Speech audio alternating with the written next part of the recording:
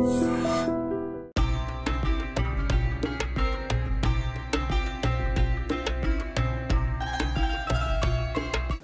నుసల్లి అలా రసూలిల్ కరీం అమ్మాబాద్ ఫౌజ్ బిల్లాహి మినష్ షైతానిర్ రజీం బిస్మిల్లాహిర్ రహ్మానిర్ రహీం. అనంత కరుణామయుడు అపార కృపాశీలుడు అయిన అల్లాహ్ పేరుతో ప్రారంభిస్తున్నాను. ఐ డ్రీమ్ ప్రేక్షక మహాశయులకు అస్సలాము అలైకుం వరహమతుల్లాహి వబర్కాతు. సర్వసృష్టికర్త అయిన అల్లాహ్ యొక్క కారుణ్యం, శుభాలు, శాంతి మీ అందరిపై కురియుగాక. పవిత్ర రంజాన్ మాసంలో మనం ఉన్నాము. ఈ నెలలో మనం చేయాల్సినటువంటి కార్యక్రమాల గురించి, మన ఆరాధనల గురించి, ఇస్లాం యొక్క బోధనల గురించి, ఖురాన్ పవిత్రత, ఖురాన్ సందేశం గురించి మనం వింటూ వస్తున్నాం.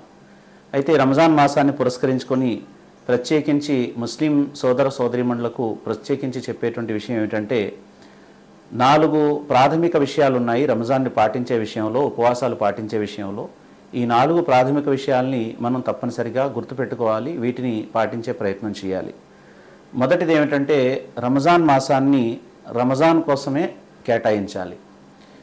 మనం రంజాన్ మాసం కోసం ఎదురు చూస్తాము. రంజాన్ నెల వచ్చిన తర్వాత రంజాన్లో చేయకూడనటువంటి పనులన్నీ కూడా చేస్తూ ఉంటాం. మహాప్రవక్త ముహమ్మద్ సల్లల్లాహు అలైహి వసల్లం వారి ప్రవచనం ఏమిటి అంటే, రంజాన్ మాసం ఎంతో ఉన్నతమైనటువంటి నెల.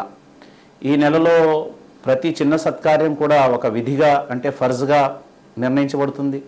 ప్రతి విధి అంటే ప్రతి ఫర్జ్ కూడా ఎన్నో రెట్ల, అంటే 70 రెట్ల కంటే ఎక్కువ రెట్లు పుణ్యాలు ఇచ్చేటువంటి విధంగా అదే ఉంటుంది.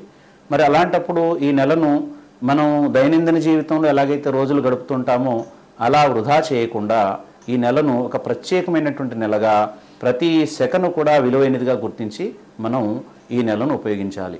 ఎవరైనా ఒక పెద్ద వ్యక్తి మన దగ్గర కలవడానికి వస్తారు అన్నప్పుడు మనం ఆయనకు టైం కేటాయించినప్పుడు, లేక ఆయన మన కోసం టైం కేటాయించినప్పుడు పూర్తిగా టైంని సద్వినియోగం చేసుకోవాలని చెప్పి మనం ఎలాగైతే అనుకుంటామో, మరి ఒక శుభాల సరోవరం, వరాల వసంతమైనటువంటి ఒక నెల ఒక అతిథిగా మన ముందుకు వచ్చింది. మరి ఈ నెలను ఎలా ఉపయోగించుకోవాలి, ఎలా సద్వినియోగం చేసుకోవాలి మీరు ఒకసారి ఆలోచించండి. ఎందుకంటే షాపింగ్లకు వెళ్ళడాలు, అలాగే రకరకాల తిండి పదార్థాలు తెచ్చుకొని తినడానికి చేసేటువంటి ప్రయత్నాలు, అదేవిధంగా రకరకాల వ్యాపకాలన్నీ కూడా రంజాన్లో వీలైనంత ఎక్కువగా తగ్గించుకోవాలి. వీలైనంత ఎక్కువగా దైవనామ సంస్మరణ, జికిర్ చేయడం కోసం, అల్లా సన్నిధిలో సాష్టాంగ పడడం కోసం, మగవారైతే మస్జిద్లో ఉండి ఎక్కువగా దివ్య ఖురాన్ని అధ్యయనం చేయడం కోసం, అదేవిధంగా వివిధ సత్కార్యాలు, వివిధ సేవా కార్యక్రమాలు చేయడం కోసం, దైవాన్ని క్షమాపణలు కోరుకోవడం కోసం ఎక్కువగా టైంని వెచ్చించాలి. అలాగే అధిక శ్రమించేటువంటి నెల, ఈ నెల కూడా అధికంగా శ్రమించాలి.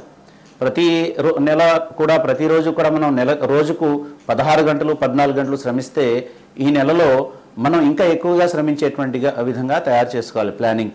అంతే తప్పించి రంజాన్ నెలలో ఎక్కువగా నిద్రపోవడం, అలాగే ఎక్కువగా రెస్ట్ తీసుకునేటువంటి ప్రయత్నం మనం చేయకూడదు.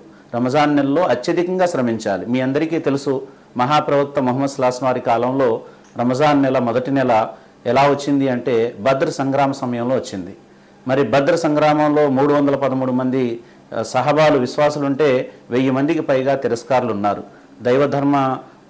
దైవధర్మం కోసం, దైవధర్మాన్ని సంస్థాపించడం కోసం జరిగినటువంటి ఆ పోరాటం ఏదైతే, ధర్మయుద్ధం ఏదైతే ఉందో అది ఉపవాసాలతోనే సహబాలు చేయాల్సి వచ్చింది.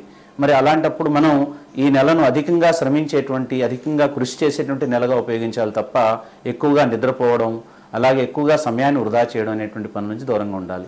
శరీరాన్ని దైవ ఆరాధనలో, దైవ ఉపాసనలో, దైవ నామ సంస్మరణలో, జికిర్ అస్కార్లలో, అలాగే రాత్రి నిలబడి దైవాన్ని ఆరాధించడంలో, నమాజ్ చేయడంలో అలా చేయాలి. ఆ విధంగా శరీరం అలసిపోవాలి.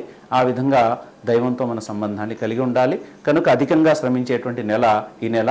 ఇందులో బద్ధకం, ఏమరపాటు, నిర్లక్ష్యం, సోమరిపుత్తనం మనం వదిలేయాలి. అలాగే మూడవది, తిండిపై శ్రద్ధ తగ్గించాలి.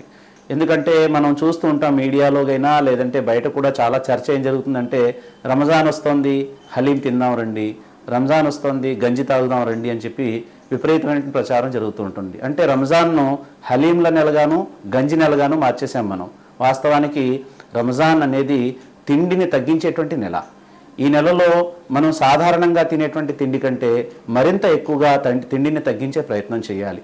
ఆహారం ఎక్కువ అవడం వల్ల మనిషిలో కలిగేటువంటి పరిస్థితులు మనందరికీ తెలుసు.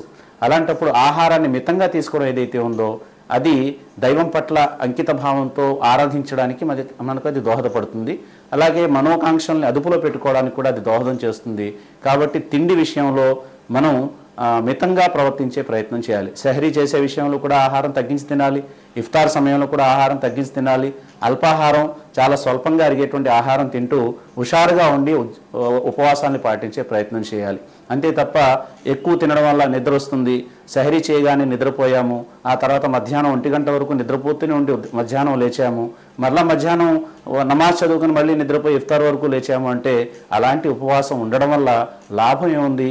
దైవానికి అలాంటి ఉపవాసాల అవసరం ఏముంది? మనం ఒకసారి ఆలోచించాలి.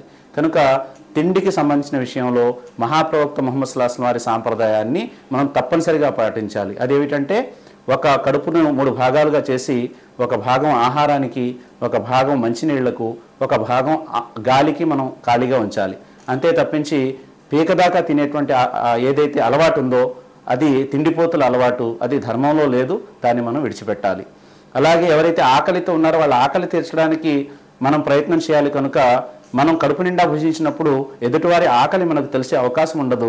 కనుక మనం ఆకలితో ఉన్నప్పుడు ఆ పెయిన్ ఎలా ఉంటుందో కూడా మనకు అవకాశం ఉంటుంది తెలుసుకోవడానికి. కనుక భేదసాధలకు, ఎవరైతే అన్నార్థులకు ఆహారం అవసరం ఉందో వాళ్ళకి ఎక్కువగా సేవ చేసే ప్రయత్నం చేయాలి. 4వది స్వీయ ప్రణాళిక తయారు చేసుకోవాలి. ఇది ఇంతకుముందు ఎపిసోడ్స్లో కూడా ఈ మాట చెప్పాను నేను. స్వీయ ప్రణాళిక అంటే నాలో ఉన్నటువంటి లోపాలు ఏమిటి, ఏ బలహీనతలు ఉన్నాయి, నా సోదరిమణులు, నా సోదరులు అందరం కూడా ఒకసారి కూర్చొని మాట్లాడుకోవాలి.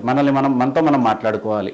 మన లైఫ్లో మనం తొంగి చూడాలి. ఈ రోజులు ఎలా ఉన్నాయంటే ఎదుటివారి జీవితాల్లో తొంగి చూడడానికి మన టైం ఉంది తప్ప మన జీవితంలో మనం తొంగి చూసే టైం మనకు లేకుండా అయిపోయింది. వాస్తవానికి సృష్టికర్త దగ్గర మనం ఇంకొకరి గురించి సమాధానం చెప్పం, మన కోసం మనమే సమాధానం చెప్పుకోవాలి.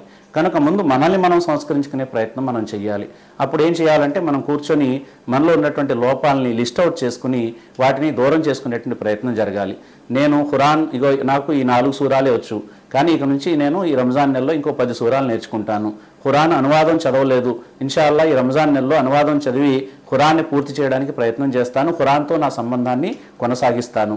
అదేవిధంగా అత్తగారిని నేను హింసిస్తాను లేదా కోడల్ని హింసిస్తాను అని అత్తగారు కోడలు అనుకుంటే తల్లి కూతుళ్ళలాగా మీ ఇద్దరం కలిసిమెలిసి ఉంటామని నిర్ణయించుకోవాలి. అలాగే పిల్లల్ని, భార్యని హింసించే భర్త ఒకవేళ ఉపవాసం పాటించడానికి నిర్ణయించుకున్నప్పుడు వారిని చాలా చక్కగా చూసుకునే నిర్ణయం తీసుకోవాలి. తల్లిదండ్రుల పట్ల అవిధేయత కనబరిచేటువంటి కొడుకు ఒకవేళ ఉపవాసం పాటిస్తే తల్లిదండ్రులను ప్రేమించేవాడిగా మారిపోవాలి. ప్రజల్ని దోచుకు తినేటువంటి పాలకుడు ఉపవాసం పాటిస్తే ప్రజల్ని ప్రేమించే నాయకుడిగా మారిపోవాలి. అవినీతికి పాల్పడేటువంటి అధికారి ఉపవాసం పాటిస్తే అవినీతికి తిలోదకాలు ఇచ్చి నిజాయితీపరుడైనటువంటి అధికారిగా మారిపోవాలి. ఈ విధంగా మన స్వీయ జీవితాన్ని మార్చుకోవడానికి సంకల్పించుకుని అటువైపు అడుగులు వేస్తూ ఉపవాసాలు పాటిస్తే తప్పనిసరిగా దేవుని యొక్క అనుగ్రహం మనపై కురుస్తుంది. అదేవిధంగా కుటుంబాన్ని ఎలా సంస్కరించాలి ఇది కూడా మనం నిర్ణయించుకోవాలి. రంజాన్ నెలలో భార్యా పిల్లలతో ఏ టైంలో కూర్చోవాలి, భార్యా పిల్లలు అందరూ కలిసి కూర్చొని ఒక ఖురాన్ వాక్యాలను నేర్చుకోవడం, అలాగే దివ్య ఖురాన్ని అనువాదంతో అర్థం చేసుకుంటూ చదవడం, కొన్ని సూరాల్ని అధ్యయనం చేయడానికి, కంఠస్థం చేయడానికి అంటే హిఫ్జ్ చేయడానికి ప్రయత్నం చేయడం, అలాగే కొన్ని ఉపవాసాలకు సంబంధించినటువంటి పుస్తకాలు, హదీస్ పుస్తకాలు ఏవైతే ఉంటే వాటిని చదవడం, అలాగే కొంతమంది సహబాల జీవితాలు, రిజ్వానుల్లాహ్ అజ్మైన్ జీవితాలు, లేక ప్రవక్తల జీవిత చరిత్రలు కుటుంబం అంతా కలిసి కూర్చొని చదవడం, మనసు విప్పి మాట్లాడుకోవడం, ఈ విధంగా కుటుంబంతో సమయాన్ని కేటాయించడం కూడా చాలా తప్పనిసరిగా చేయాలి. అదేవిధంగా ఇంకొక ప్రధానమైన మాట ఏమిటంటే ఈ రంజాన్ నెలలో మనం రకరకాల పదార్థాలు, ఆహార పదార్థాలు ఇంటికి తీసుకొస్తాం. అలాగే రాత్రి సెహరీ కోసం రాత్రి నుంచే కష్టాలు పడ్డం మొదలవుతుంది. ఇంట్లో మన సోదరిమణి భార్యలు, ఇంట్లో చెల్లెళ్ళు, సోదరిమణులు రాత్రి వంటకాలను ప్రారంభిస్తారు. వాళ్ళు ఎప్పుడో 12:30, 1 గంటకు నిద్రపోతారు. మళ్ళీ 3:30కు లేచి వేడిగా ఉండాలని చెప్పి మళ్ళీ అన్నం వండుతారు, రొట్టెలు వండుతారు, ఇవన్నీ వండుతారు. ఈ విధంగా వారిపై రోజువారీ కంటే ఎక్కువగా భారాన్ని మనం వాళ్ళపై మోపుతూ ఉంటాము. వాస్తవానికి నా సోదరులందరూ గుర్తుపెట్టుకోవాల్సింది ఏంటంటే ఉపవాసం మనం ఎలాగైతే పాటించాలో మహిళలకు కూడా అదే ఉపవాసం పాటించాలి. ఉపవాసంలో సౌకర్యాలు మనం ఎలా అయితే చూసుకుంటామో మన ఇంట్లో ఉన్నటువంటి మన భార్య, తల్లి, చెల్లి అందరికీ కూడా అదే సౌలభ్యాన్ని కలిగించాలి. కాబట్టి ఎక్కువగా వాళ్ళ మీద బర్డెన్ వేయకుండా వాళ్ళు కూడా దైవాన్ని ఆరాధించే విధంగా, వాళ్ళు చక్కగా నమాజ్ చదువుకునే విధంగా, వారు దైవనామ సంస్మరణ జికిర్ చేస్తూ దువాలు చేసుకునే విధంగా వారికి అన్ని రకాల సౌలభ్యాలు మనం కలిగించాలి. అంటే మగవారు ఆడవాళ్లకు వంట విషయంలో కానీ, ఇంటి పని విషయంలో కానీ పూర్తిగా సహకరిస్తూ ఆ విధంగా ఉపవాసాలు పాటిస్తే అది అల్లాహకు ఎంతో ఇష్టమైన చర్యగా పరిణమిస్తుంది. అల్లాహ్ సుబ్హానహు వ తఆలా మీకు నాకు మనందరికీ కూడా ఈ 4 ప్రాథమిక అంశాలపై ఆలోచన చేస్తూ ఆచరించే భాగ్యాన్ని కలిగించుగాక. వాఖిరు దావానా అనిల్ హమ్దులిల్లాహి రబ్బిల్ ఆలమీన్. వస్సలాం.